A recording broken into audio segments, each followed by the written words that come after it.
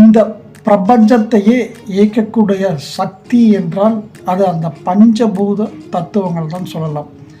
அந்த பஞ்சபூத தத்துவ அடிப்படையில் ஒவ்வொரு நட்சத்திரத்திற்கும் ஒவ்வொரு பஞ்சபூதங்கள் உண்டு.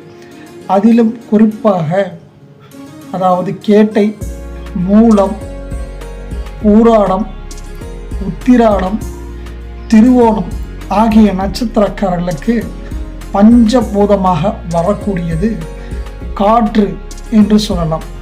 காற்று இந்த பஞ்சபூதமாக வரக்கூடிய ஸ்தலம் என்று சொன்னால் அது இவர்களுக்கு ஸ்ரீ காளஹஸ்தியில் சென்று சிவபெருமானை இவர்கள் தரிசித்து வந்தால் இவர்கள் வாழ்வில் எப்பொழுதும் ஏற்றங்களே இருக்கும், மாற்றங்கள் ஏற்படும், பல விதத்தில் இவர்களுக்கு நன்மைகள் நடக்கும். இவர்கள் செய்கின்ற அனைத்தும்